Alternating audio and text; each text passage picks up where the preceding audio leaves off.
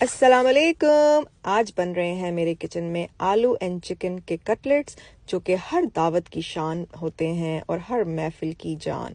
तो चलें जी, बनाते हैं। सबसे पहले आपको आलू और चिकन दोनों एक साथ बॉईल करने के रखते हैं। और सबसे इजी टिप ये कि आप आलूओं के छिलके उतार लेंगे तो आपकी ज़िंदगी बेहद आसान हो जाएगी। उसमें नमक, काली मिर्च और थोड़ा सा वाइट विनेगर डालना है।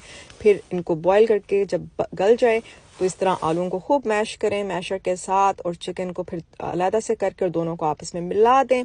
और ये बहुत ही मज़े के बनते हैं, हर दिल अजीज़, छोटे बड़े बूढ़े सबको बहुत पसंद आते हैं।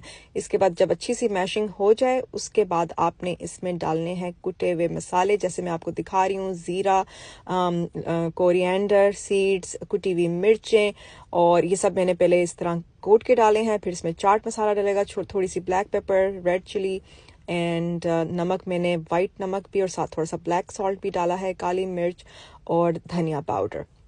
ठीक है, ये सब चीज़ें डाल के अच्छा सा मिक्स करेंगे। आप मसाले मिक्स करने के बाद चखेंगे ताकि आपकी फैमिली के हिसाब से नमक मिर्च सही है। अप एंड डाउन कर लें इस पॉइंट पे।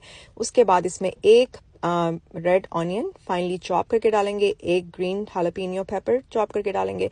उसके बाद ये देखें जी, पुदीना और धनिया चॉप करके डालेंगे।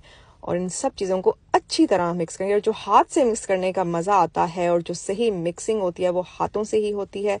तो इस पॉइंट पे आके आप अच्छी सी मिक्सिंग करेंगे और फिर इनके कटलेट्स बना लेंगे। और फिर ये मैंने बनाए थे होम मेड ब्रेड क्रम्स, उसमें डिप करेंगे एग में, फिर ब्रेड क्रम्स में, और इसको शैलो फ्राई कर लेंगे। और इसको मैंने सर्व किया आज क्या कहते हैं, मूंग नहीं, मसूर की दाल की खिचड़ी के साथ।